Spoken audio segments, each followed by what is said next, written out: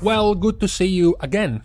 We are now here for the second part of the daily news related to the developer note being released by Blizzard for 9.1.5, which include a ton of different things. This is looking like the pseudo pre-release patch notes for 9.1.5. It does have a lot of things being mentioned, some of which are new and really worth going over. We have already talked in the other video that you should check out about the Mage Tower and the whole thing about Legion time walking, what is left for this patch. The first thing worth mentioning is the even more in-depth details we know about now related to the AoE target capping being removed, or rather being softened, being made much more manageable. Blizzard has changed a lot of abilities to now limit themselves to start doing reduced damage after 8 targets, when they previously only capped at 5. So things like Bone Storm, like Bursting Swords for Unholy Decay, Fell Barrage for Havoc, Barrage for Hunters,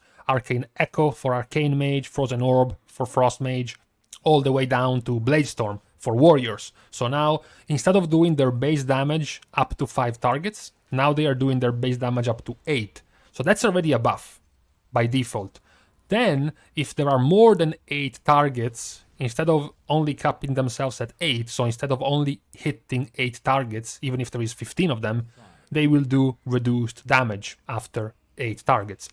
So this is still turning out to be a buff for all of these abilities being changed. We were thinking about what if Blizzard is going to rebalance the abilities, what if they're going to basically nerf their damage in return of being able to hit more targets. That could be a trade-off essentially. Not really happening. Right now this looks like just a buff for the time being. There is also a slight quality of life addition for Windwalker Monk. Spinning Crane Kick now is going to take less time to stack up because it's going to take 5 times instead of 6 times to stack up, so it's simply going to be quicker for you to get the max damage out of Spinning Crane Kick. But talking about balancing, the other thing that has been added is the balancing of the affixes. This is very fitting because just yesterday we had the video overviewing the second season of Mythic Plus, and what we have here in 9.1.5 is nerfs. So what they did with Raging is just a flat out nerf, nothing really too special. The nerf is that the damage increase of Raging goes from 75% to 50%. So this is an affix, by the way, that went from doing 100% more damage and being undispellable to doing 100% more damage and being dispellable, to doing 75% more damage and being dispellable, and now it's going to be doing 50% more damage and it is also dispellable. So severe nerfs to Raging. The other one is Bolstering. So Bolstering now is going to have a temporary buff. The way it works now is that once the target dies, it's going to bolster its allies still at the same rate as before, 15% more damage and 20% more health. The difference is that now this is going to be a buff, lasting for 20 seconds. So it is worth mentioning that this bolster buff is going to stack, which means if you kill one target and 10 seconds later this buff has 10 seconds left, this bolster buff has 10 seconds left, if a second target dies, this bolster buff gets refreshed to a second stack and to 20 seconds left. The main change for this, really, because most of the time this doesn't matter. Most of the time the pack is going to die within the first death of the first mob. 20 seconds after that the pack should be dead. The real change for this is to help you for wipes. Basically for you to screw up. Sometimes, and you have done this, there is no shame, okay? You can admit this here. Sometimes you fucked up a pool and you ended up with one mob or 2 or 3 mobs with like 8 bolstering stacks, and that's a wipe because it's going to take you forever to grind down all of that HP. Even less about the damage, it's just that they simply take too long to kill. This one, this nerf, would be giving you a workaround. Okay, we fucked up the pool. Instead of dying, we can just CC them, run away, pull the next pack, wait for 20 seconds for them to reset their bolstering, and we should be fine. It's certainly much better than simply having to accept your fate and die because you screwed up the pool. So it's a definite welcome change, even though you would never want to see this because you would never want to be put in this situation in the first place. Now you know that even if you do end up in that situation, you will have a way out rather than just dying. Not just Bolstering and not just Raging are the one getting nerfed, because we have another, much more important, I think, nerf, which is to Necrotic. So the nerf is quite large. It doesn't actually do anything in the amount of damage you're going to be taking with Necrotic and the amount of stacks you're going to be getting with Necrotic, but it's going to do so with the kiting, because now the duration of the debuff itself is going from 9 seconds to 6. So now being able to drop it every 6 seconds is going to be much easier. You won't need as much kiting. Generally now, something like a single knockback, for example, a single typhoon or a single thunderstorm, for example, perhaps a single root, a single mass root, even if it lasts a couple of seconds before getting cancelled, should leave you enough time as a tank to just run around for just a handful of seconds before it drops off. So now it is much more manageable. Yes, the original problem is still the same. You will still need to kite after a certain amount of stacks. You will still need to run away. But at the very least now it's going to be considerably easier to be able to actually let these stacks drop and then resume your tanking. So another welcomed nerf to one of the more annoying affixes that we have so far. The other change is quality of life, catch-up mechanisms, catch-up systems for alts.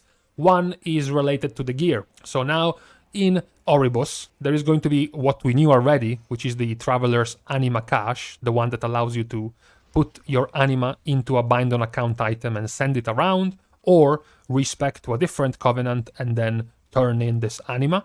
The other two changes are that there is going to be a vendor that is going to sell you a chest for Valor points that is going to contain one piece of 210 item level gear. This chest is going to be able to be purchasable by a character with 1500 or higher Mythic Plus rating. There is going to be an equal and equivalent version for PvP. There is going to be an Unchained Equipment chest for Conquest that is going to give you one piece of 220 unranked PvP gear, requiring 1600 PvP rating. So it's just an extra help for basically starter gear for this patch. Then we have the whole bunch, the whole chunk of catch-up systems for Korthia. So we already had this pseudo catch-up system, which isn't really a catch-up, it's just a help for other characters to be able to purchase items from the Archivist Codex, even if you don't have the rep, as long as one of your character does. So if your main has tier 6 rep, your alt can already buy sockets, for example, as long as he has Archivist Research. Now in 9.1.5, we are going to have a bunch more stuff.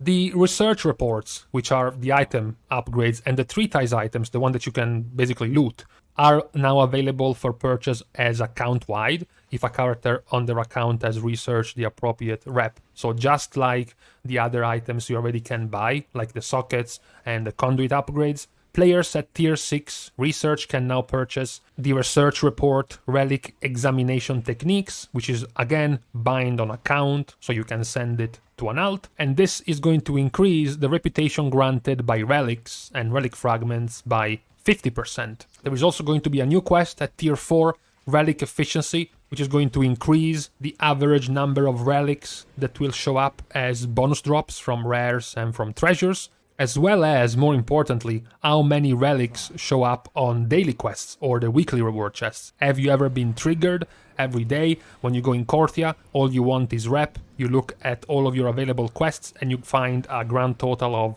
0 quests awarding you with Archivist Research. Yeah, that's annoying. Finally, there are also going to be 2 more quests, Relic Clues at tier 3, which is going to increase the bonus of an extra 10% at getting double the relic fragments, as well as Relic Hunter at tier 5, which will put your final chance, your max chance of getting double relics from your rewards at 40%.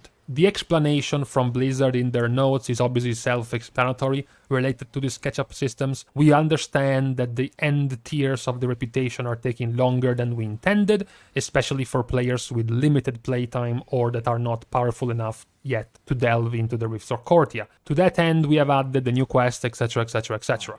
I agree, actually, the tier 6 stretch is definitely weirdly much longer than it should have been.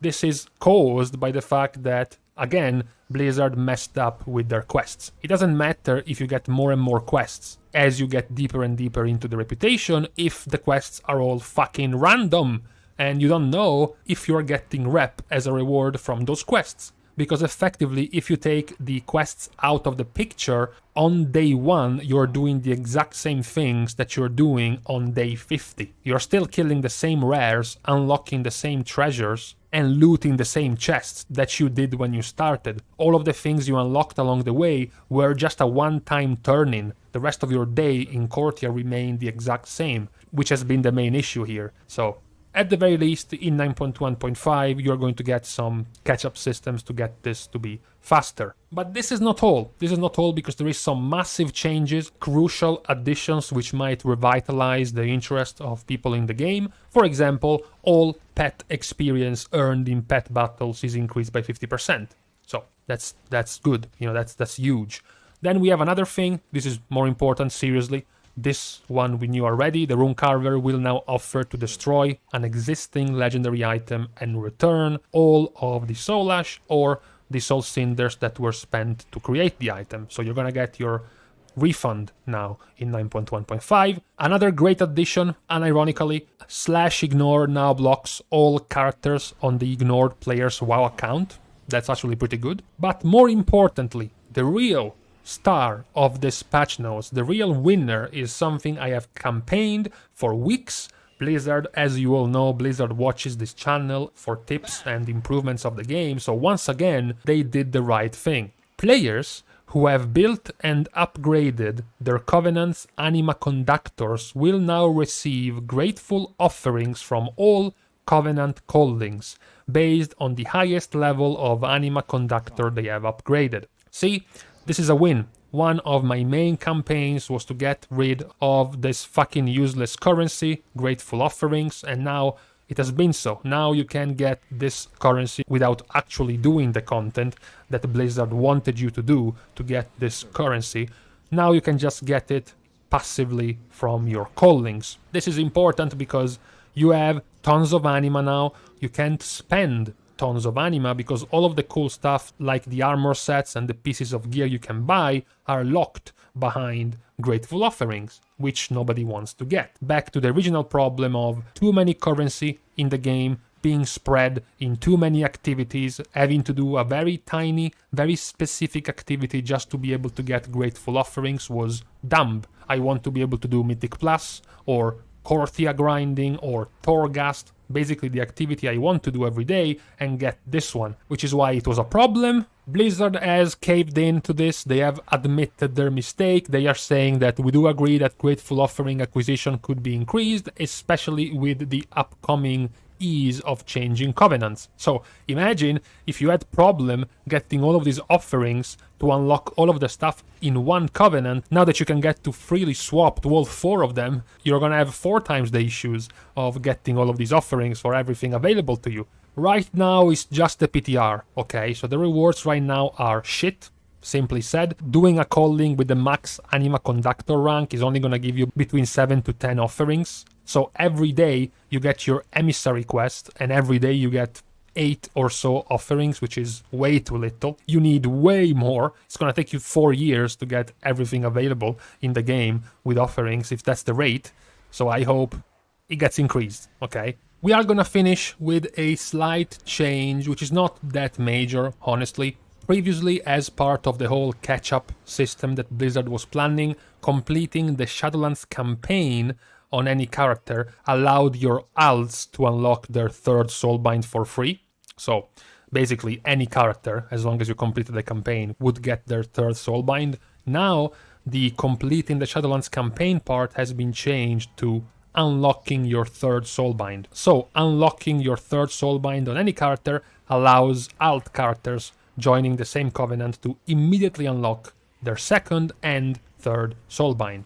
Which is okay, you know, this would have happened either way. If you got your 3rd Soulbind, you would have completed the campaign basically very, very soon, so it's okay. Now, with this, we have completed all of the review and the overview of the 9.1.5 developer notes for the 15th of September. We have gotten through the first part, which was just the Mage Tower Challenge and Legion, Mythic plus Time Walking, and then this other part was all of the rest of the announced changes so far for 9.1.5. Now, with this, we can stop. We have looked at everything for now. I'm sure a bunch more things are going to continue coming in. We're going to discuss them eventually if they are important enough and meaningful enough to go over. Now it's time to stop because I'm hungry. I'm also losing my voice the longer we go. So, thank you guys for watching the video. If you've enjoyed the channel and all of the rest of the stuff, you know what to do as usual. See you guys soon. And in the meantime, why? Man, 27 degrees at like 2 a.m. It's too much. It's too much.